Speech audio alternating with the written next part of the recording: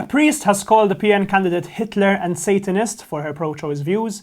Despite his expulsion, Konrad Mizzi has endorsed Labour for the next election, and Russell Crowe has been spotted filming in Malta. All this and more on today's episode of Lovin Daily.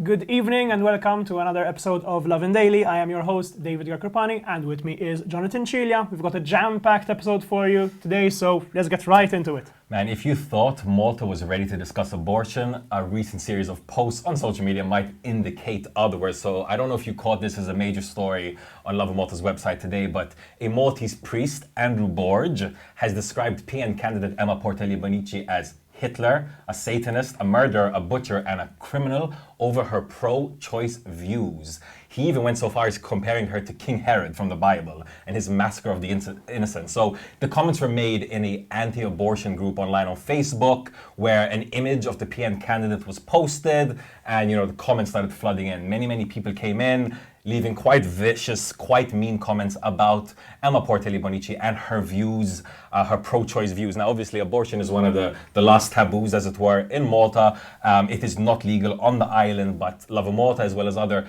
activists and media, have covered just the extreme stories, extreme things that Maltese women have to go to kind of get abortions if they need to, when they need to. Portelli Bonici has not been shy about her pro-choice views. Clearly, though, this has led to some backlash online. So herself, Portelli Bonici, has actually reacted to kind of the backlash, saying, quote, "Many people, mostly men, have seemingly made it their mission to hurt me, to have me exiled from the PN, to invoke some kind of negative reaction from me. And they do this in an effort to be good, God-fearing Catholics."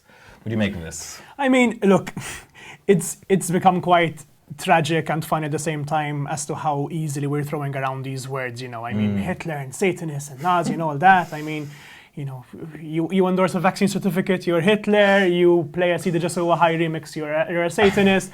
But at least it's good to see that it was so ridiculous that, Rosiane Cotillard and Rebecca Buttigieg from across the aisle both showed their complete support with Portelli Bonici. Rosiane Cotillard herself said, I've been enduring insults for the last 10 plus years. I was threatened just a few years ago. Stay strong, Emma. And I mean, we can't help but share that sentiment, really. Stay strong, Emma, and ignore these things. Moving on to another piece of news from the political sphere. Konrad Mizzi is back in the news. Did he ever leave? Well, kind of. He was sort of ghosting that Public Accounts Committee hearing, but he did show up yesterday, and of course the headlines are all about that. This time it was in part of the extremely long and extremely heated debate that he had with PN MP Beppe Fenech-Adami. I'm pretty sure you've seen at least one meme or one headline about that constant to and fro. It really looked like, two siblings bickering over the dinner table. At one point, Konrad Mizzi, told Fenech-Adami, the people gave you a lesson in 2013 and again in 2017. God willing, they will do the same in 2022.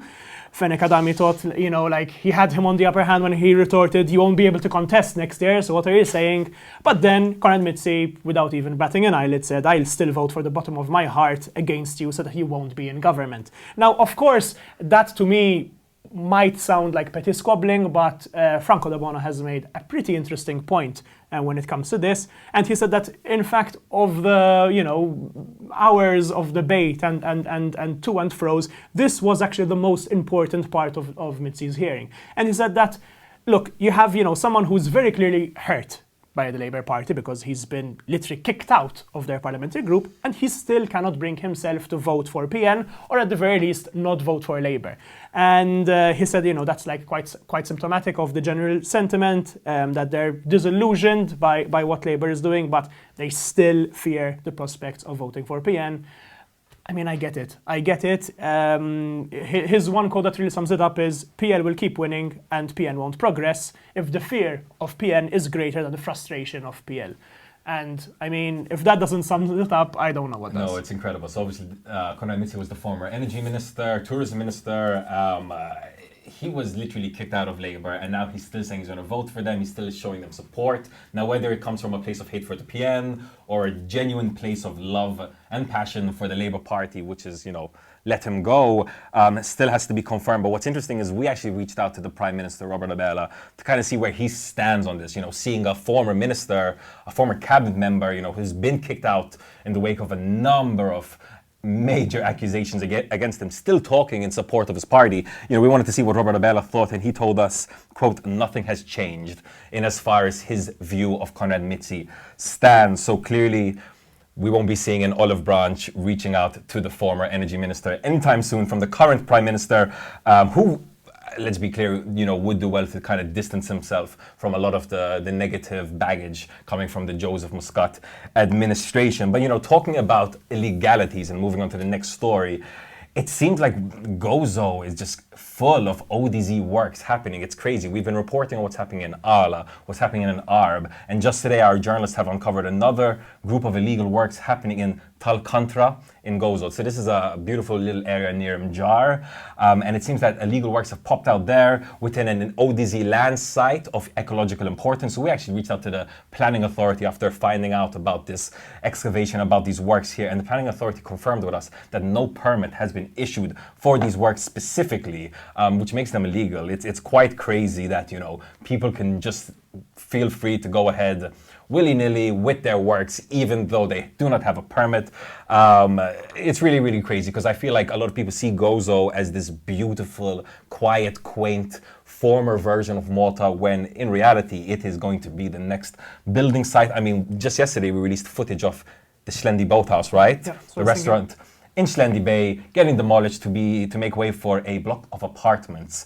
So maybe 4, 5, 6 years, Gozo might be the next Slema. Yeah, I mean, another day in paradise. When it comes to Gozo, yeah, it has been a rough couple of weeks as far as development news goes.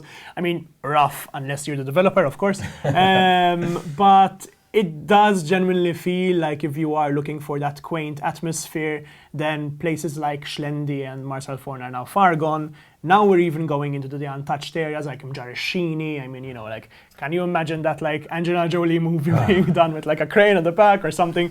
More expenses for the CGI team. Speaking of CGI teams and untouched islands, Russell Crowe has apparently showed up in Malta again. Good news for the local Gladiator fans who are still kicking around 2 decades later. Like 2 decades later. The man who put Malta on like the modern cinematic map, you can say, is back on the island.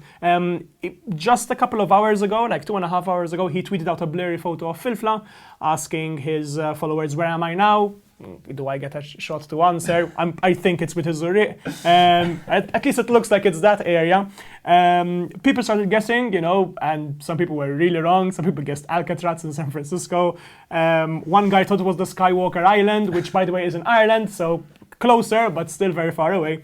Bonus points, though, for Reforms Minister Owen Bonnici, who guessed.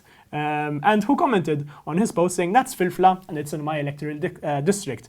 Not exactly sure how many people from Filfla are going to be voting for Owen Bonnici, but props, Owen, yes, confirmed that is Filfla.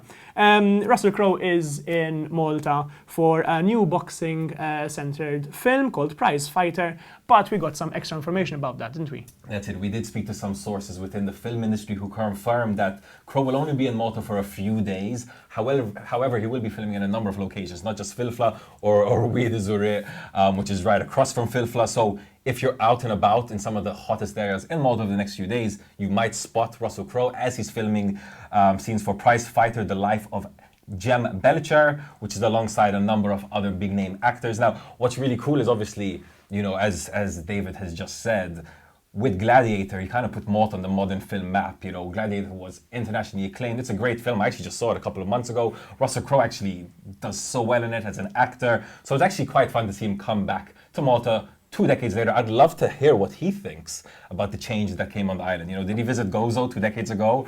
Did he visit Filfla 2 decades ago? Russell Crowe, if you're seeing this, get into our DMs and let us know how Malta's changed. Moving on to the final story for the day, quite an interesting story that might actually be very beneficial to Malta's environment.